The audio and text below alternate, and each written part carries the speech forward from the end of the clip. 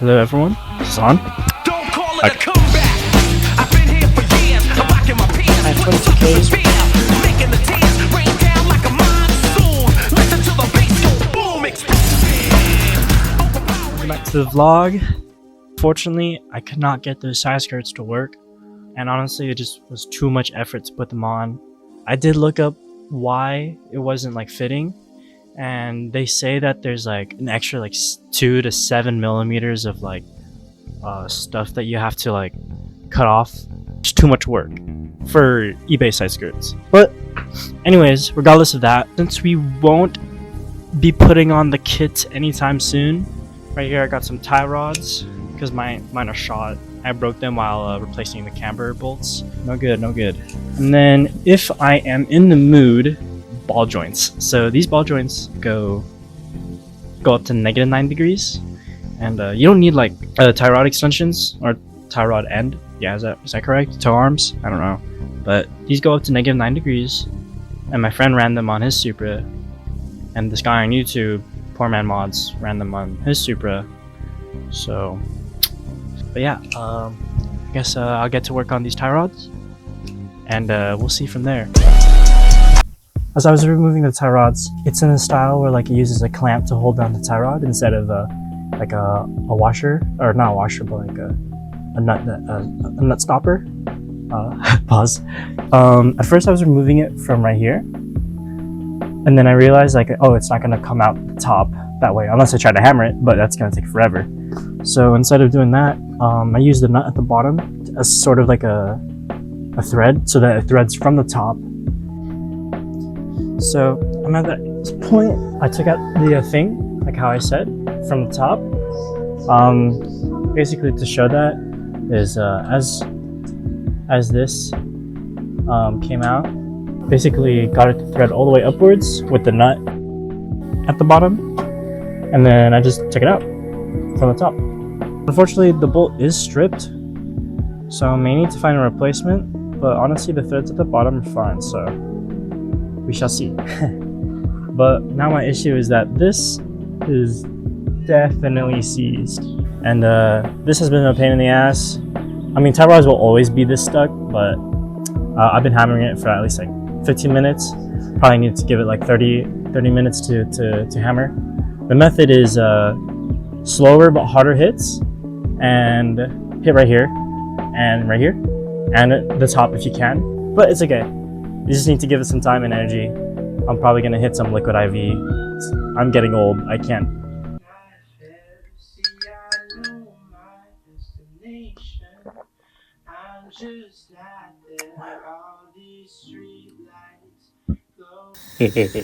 Fire. Could I have everybody's attention?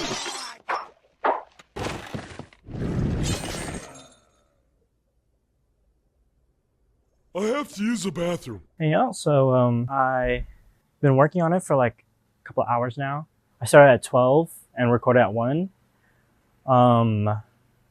It's currently 5 p.m. I think. I don't know, but it's been a while. So yeah, after a couple hours, I came up with a method to extract the ball joint using a vice grip. And so I basically did this while the nut of this part right here was like that, and then I put like just barely enough pressure, and I used a hammer to like hammer the rest of it out, and it just came out like butter. The threads here rust welded to the inner tie rod. So yeah, unfortunately I didn't get to do what I wanted to do today just because of that problem. I'm gonna have to order new tie rods. This always happens with the Supra. It's come from Wisconsin or somewhere in the Great Lakes where like it's hella snowy and rusty. I'll be back when I have the inner tie rods, so that way I can replace it all together. And so it's just like a brand new tie rod setup. 1 pair of pants later. So a lot of time has passed since those last few bits with the tie rods to now with the junkyard Supra that you're seeing. Yeah, so at this point, I just got rid of the side skirts, never bothered going back to that, and started working on the tie rods, ordered new parts. They got back ordered, so that was mainly the reason why I never got around to doing the tie rods. And then after tie rods, I installed the ball joints. So this right here is just a junkyard Supra that I came across locally. It had like leather interior, as you can see. I don't show in the video, but I used to have a manual. Someone already had gutted it, and I wish I got to it first, but it was whatever. Yeah, so there's the manual trans. This is the gauge cluster. You can see that it doesn't have any of the automatic transmission options like the ECT or the overdrive. So that was one way to tell that if it was manual. And also those clutch pedals were removed too, along with the brake pedals, so it was definitely a manual car. So yeah, just touring the car a bit more. You can see this door, it's not held up properly, and it just swings back into the other door. Funny enough, coming behind it had a bunch of interesting parts. Right there you could have seen a turbo manifold. They were probably trying to cook up some kind of turbo swap or something. Now skipping over to under the hood, it had just a regular 7M GE that came with like every 1987 through 92, was it? 91 Supra Mark III. Yeah. What a big piece of shit. Ugh. So yeah, I originally came to the junkyard just to get a brake booster, and got the brake booster.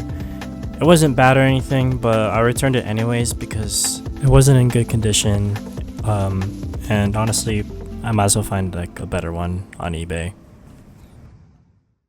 Moment you've been waiting for.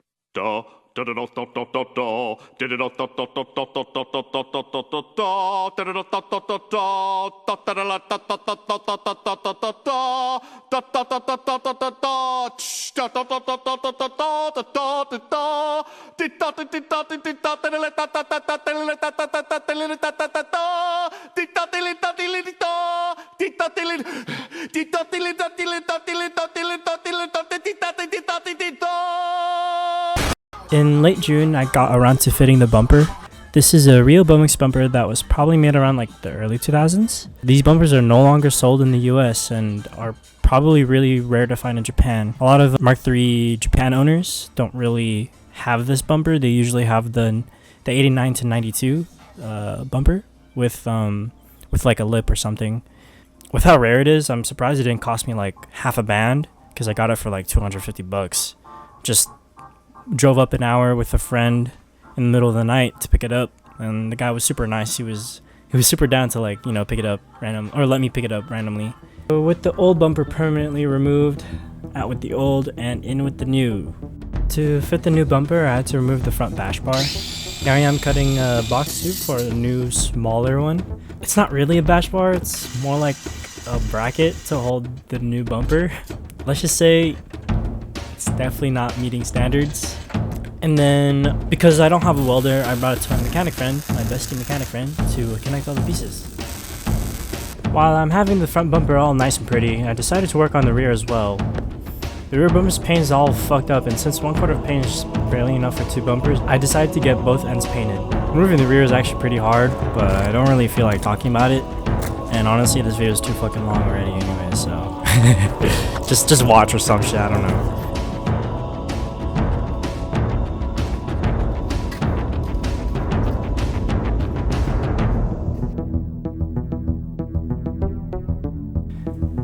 And yeah, she's been sitting like this for a while, you know, bumperless. I sent out the bumpers to get paint, and yeah, had it done by Joe's Customs up in Spring Valley. They did a terrific job. I went to school with one of the folks there. Great people. Shout out to Joe's Customs. Make me a Krabby Patty! Start digging in your butt, twin. What? What? So all the parts finally came in, and I'm installing the tie rods. As you can see, the top is the new one. Oh, I'm sorry, the top is the old one, and the bottom is the new one. And then here it is installed on the steering rack. And then here's the other side, same situation. Oh, and the best feeling ever when the tie rod just like pops right out. And then on the passenger side tie rod, there's like a little bracket. I just cut it off. It's meant for some shock connected to the power steering so that the steering is less droopy. And then here it is finished. Got it aligned somewhat. Here's the other side. So now I can finally align the car and hopefully add some camber. Here are the old tie rods. ignore that. I just used the same part number boot on the other side. It doesn't fit, but you know, whatever. It's better than just nothing. Maybe I'll buy something to replace it later. Open sesame! So now that I have my tie rods installed, I can install the ball joints. These are the ones previously mentioned, the T3 evolved ball joints. They'll give me -9 camber, but we're just gonna do -7 just for the tire life. So yeah, to install the camber ball joints, you just have to use some kind of alignment thingy, and it holds it in place. And then when you're installing the ball joints, you just put the OEM hardware. Today's first lesson will be on etching. Scamity. So yeah, here's what it looks like. It's not tightened yet. I removed it the same way I removed the tie rods. I used the vice grip and just popped it out. You also have to remove the sway bar link and tie rod. You might not have to if you have the OEM sway bar link, but I installed some universal PBM sway bar links, which made the suspension much more tighter. So yeah, before I installed all the ball joints, I cleaned up the OEM hardware real quick. You can see all the dust and stuff.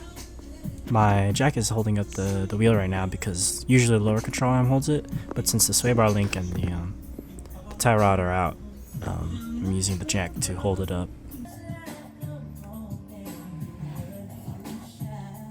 With or without nuts? Chocolate? So the thing is with these camber ball joints, it's kind of difficult to actually align it. You can see me pointing the camera inside like the control arm, so I can see like what it looks like. I think I recorded that so I can compare it to the other side to make sure it's all even. After working on it for a bit and doing this whole thing where I just like tighten it and like try to make it aligned, here's what it looks like as a final product. As you can see, it looks like the OEM ball joint, just extended it a little bit outward so that I get a bit more camber. And then I was aligning the tie rods. You can see the jam nut's like a bit out. I think I called it a stopping nut. I found out that it was called a jam nut. Just so you know, I'm pretty sure none of this is tightened. I should probably go tighten it, but nah, we're good. So this is the final product. I think -7's really like, that's just perfect. I wish I could keep it as low as this, but I did raise it later on. Yeah, might just ready for new wheels. I was very filthy after that install. There was a lot of like grime inside of the lower control arm. But yeah, here we go. Seasons change as we know. Will you be my summer love? If we only knew the mysteries of love. Hey y'all, welcome back.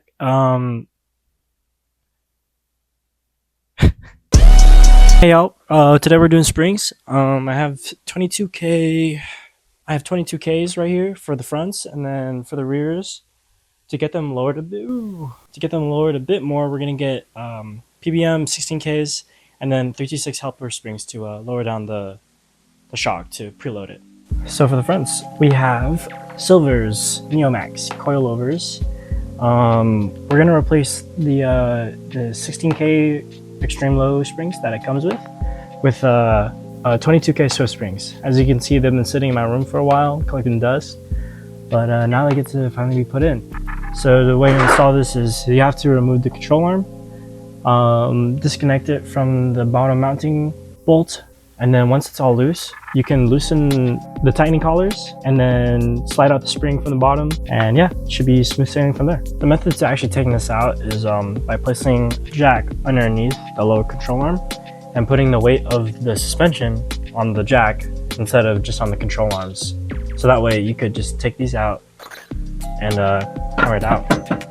Right now it does seem loose, but as you keep going, the super long bolt that holds this whole control arm to the subframe, it'll loosen right here, and then all the tension will be put on this end right here, and then it just makes it even more difficult to pull out.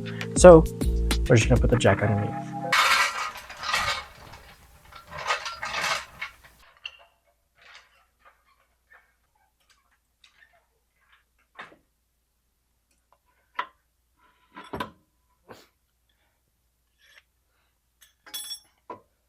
I slid out the bolt. Now the controller is completely disconnected, so you just want to keep this to hold up the suspension for now, because what you're going to need to do is use it to remove this bolt and make it looser so you can slide out these the spring out. It's probably actually smart to before you remove this bolt to unlock these tightening collars, so you can you don't have to like have an issue like removing it later.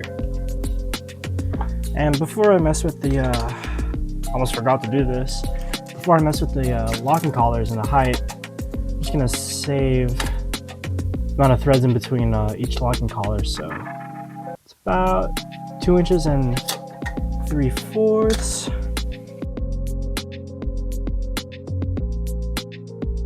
So in order to remove stuck collars like these, I haven't touched these collars in like maybe 3-4 months. So yeah, I probably need a bit of strength to remove them. Just for rule of thumb purposes, left goes down and right goes up. Now this does mix up a lot of people. It happens to me too. If you don't have that much strength, what you can do with these lower collars is just grab a hammer and just give it a little tap. That should make it loose. Yep. Just gonna put this down so the spring is no longer preloaded.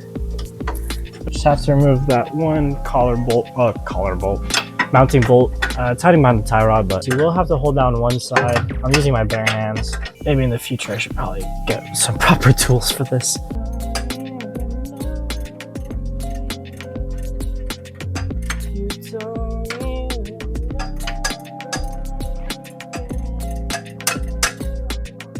Now, just have to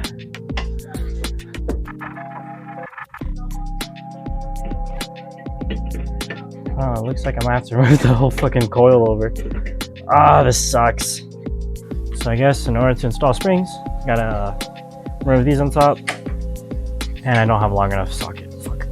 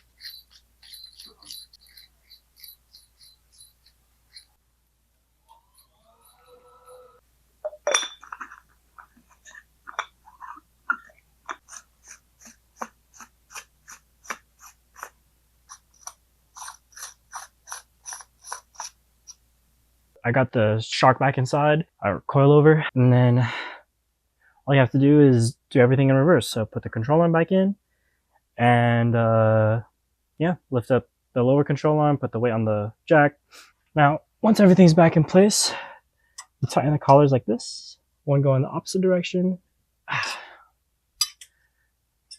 Now always make sure that your coilover is not able to move.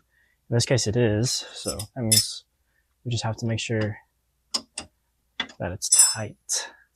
More turns. Oh, this is probably fine.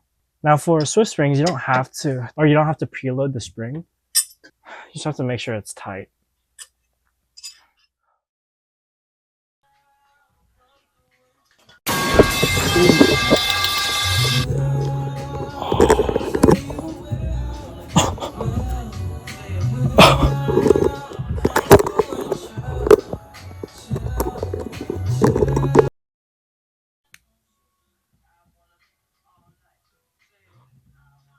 Dude, I just broke my phone.